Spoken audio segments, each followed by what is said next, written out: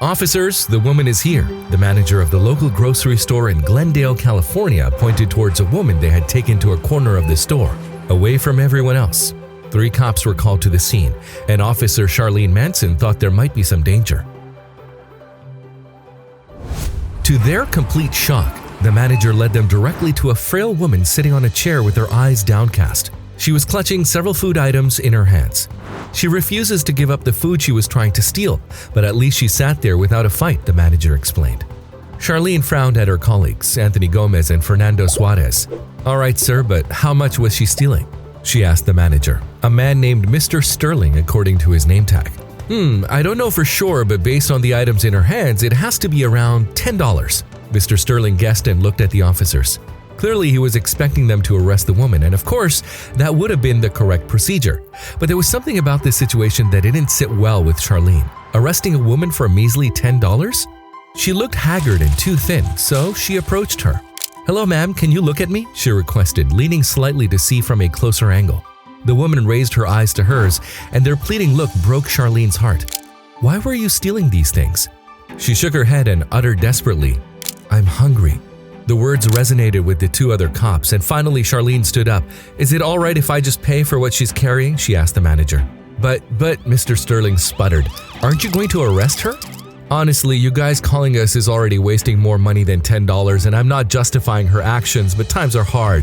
More and more people are going hungry in our own country, something we never imagined, so if you'll allow it, I'm going to pay," Charlene continued using her authoritative voice. Finally, the manager agreed. Although he was angry about this situation, he didn't seem like the most compassionate person in the world, but Charlene shrugged him off. She leaned toward the woman again and asked, "Ma'am, I'm going to pay for those. Can you give them to me?" The frail lady looked up in surprise and asked, "Really?" To which Charlene nodded with a tiny smile. She passed the items into her hands and Charlene went to the cashier.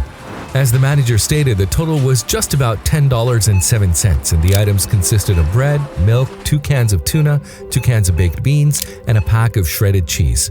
It seemed criminal to Charlene that someone couldn't afford these simple items. The 3 cops exited the store and Charlene asked the lady her name. "Miriam, and thank you so much," she answered in a small voice. "Okay, Miriam, why don't you let me drive you to your house?" she suggested and guided the woman towards the police car. She had taken one squad car and her colleagues were in another, so she told the men to return to their duties and she would drive the frail lady home. Miriam gave her an address, which was only a few miles, and revealed that she lived with her old mom in a rented attic. It was an old house that had been converted into several apartments, and the loft was all these 2 women could afford. What about Social Security? Other government assistance? Charlene wondered when they arrived, and she got out of the car with the lady. Miriam led her into the separate entrance to the attic, and the conditions were so terrible that Charlene almost cried, but she maintained her composure. They saw that Miriam's mother was sleeping and tried to keep their voice down for her sake. "My mother's Social Security pays our rent, but I lost my job months ago and no one is hiring. But in any case, I've had to care for her. I haven't had time to apply for unemployment assistance or anything," Miriam revealed, her eyes looking down in shame. "Miriam, don't be embarrassed about your situation. Tons of people are going through hard times, but I have to remind you that stealing is not the right way to go about it.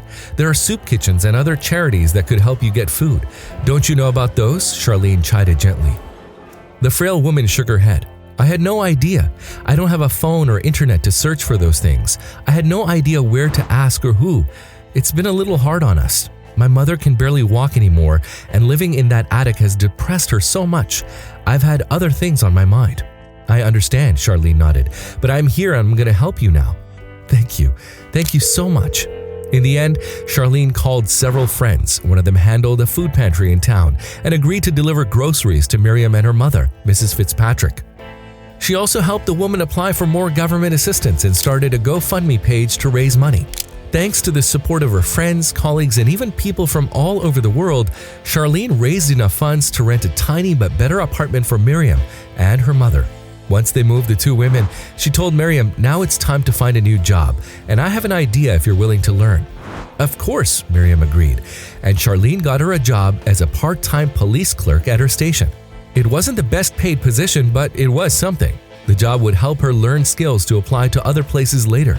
Even after the women settled, Charlene checked on them often. Soon enough, they didn't need the food pantry anymore, as Miriam could afford to support them and their situation improved. But Miriam welcomed the cops' friendship and said she thought she and Mrs. Fitzpatrick were alone in the world until Charlene showed up. And the police officer knew that her calling went beyond stopping crime. It was about helping anyone who needed it. If you liked the video, please give it a thumbs up and consider sharing it with someone who may find it interesting. Thanks for watching, and I'll talk to you in the next one.